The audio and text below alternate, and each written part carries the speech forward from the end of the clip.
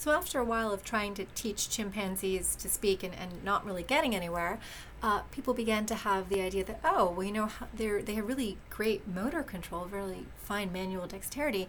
Maybe we should teach them a signed language, like American Sign Language, or ASL for short. And so in the 1960s, Washu lived in a trailer in a backyard, and people communicated with Washu via American Sign Language, via ASL.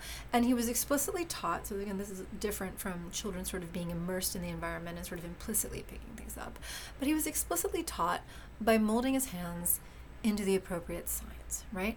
And so he was born in 1965, and they begin training him when he's 1 year old.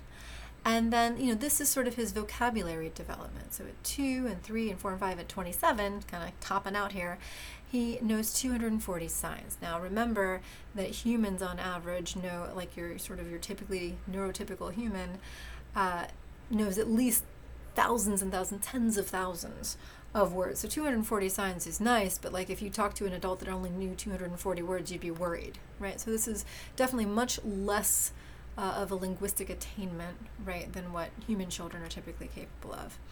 And then there was the question, okay, so his vocabulary is not that big, but can he make new words? Can he make new combinations? And there's maybe some evidence of this. They're very controversial because, of course, the researchers who spent all of this time and effort and really believed in Washu really wanted certain things to be true. They wanted him to be able to create new words. They wanted him to be able to create new combinations.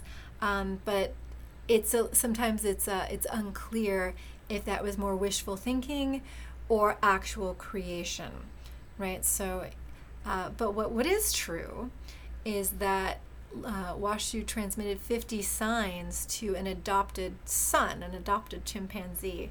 And so there is that sense of carrying on the communication system, however rudimentary it might have been, right? That transmission of these signs to the next generation. And another chimpanzee that they tried to train with American Sign Language was a chimpanzee named Coco. And you can see excerpts of these conversations and again, really how limited they are. Remember, there's a limited number of vocabulary items that Coco was able to attain, just like Washu, and you can see sort of the hopefulness in some of these exchanges of the researchers who were working with Coco, who really wanted Coco to be able to attain that level of communication, that facility with a human language like American Sign Language. So I'll just sort of read them for you. So, Coco, are you going to have a baby in the future, says the moderator. And Coco says, pink, or signs pink. And the Dr. Patterson, we've had earlier discussions about colors today, right? She's kind of rationalizing. And Coco signs, listen, Coco loves eat, right? Like this is not really following the conversation. Here's another one. What are the names of your kittens and dogs? Foot. Foot isn't the name of your kitty, says Dr. Patterson. Coco, what's the name of your cat? No, right? So she could just be being uncooperative here. Maybe doesn't feel like talking about her kitties. Here's another one. Do you like to chat with other people? Fine nipple, signs Coco.